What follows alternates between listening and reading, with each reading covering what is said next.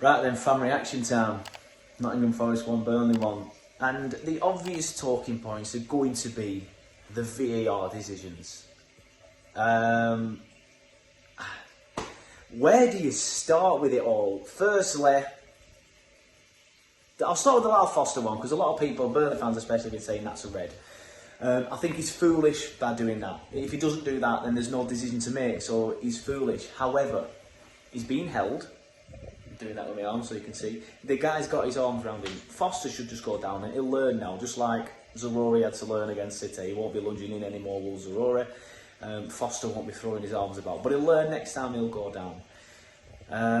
But my issue with it is, he may have done that and he may have hit him. I've got no qualms with people saying, oh, it's probably a red because he's done that. That's fair enough. I can see that thought process. But what I don't like is, the angle that the referee was shown was the same that we were shown on the international feed, those of us that were lucky enough to go. And you can't see any contact. All you can see is that. And going like, get off me, man. That's all you can see. It may have gone like that and hit him. It may have been intentional.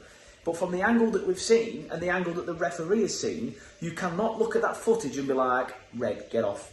I'm sorry, you can't. I do not understand how the referee has looked at that and gone, yeah, that's a red card, that. Unless the people back at St George's Park or whatever it is who do this farce have gone, no, we've seen another angle, we're just not going to show it you, but it is a red.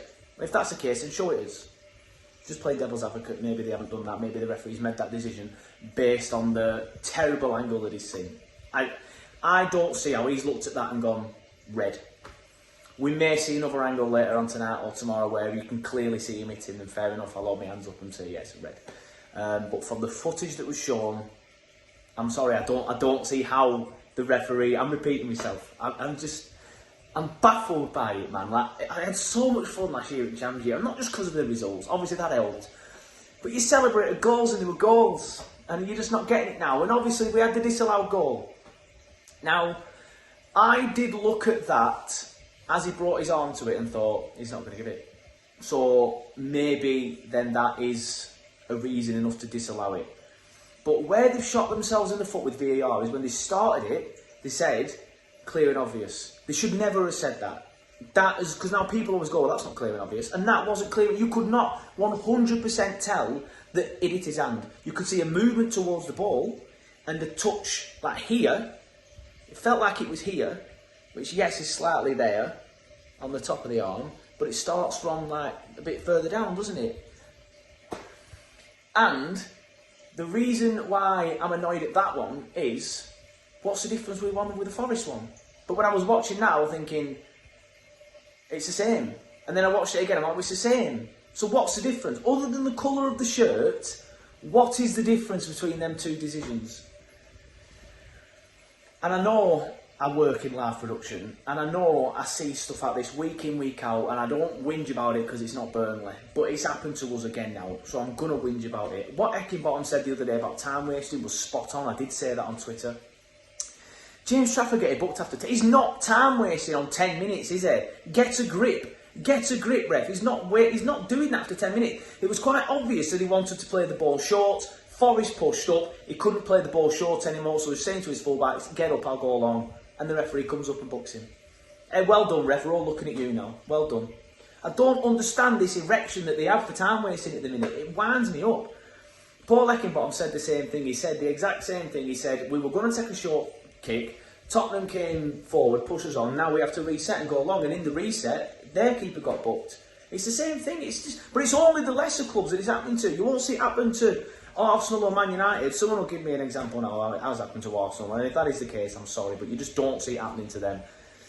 Anyway, let's talk about the actual game of football, shall we?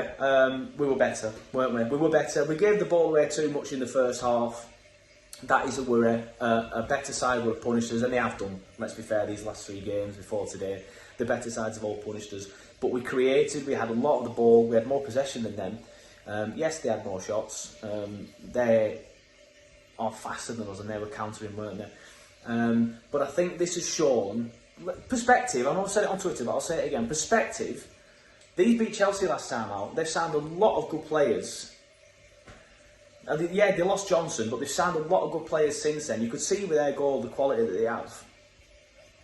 So it's a good point. It's a good point against a good side. A side that, after watching them in the first few games, I don't think will be down there. They may flirt with it, but I think they'll be looking more towards mid-table, to be honest with you, Wolf Forest.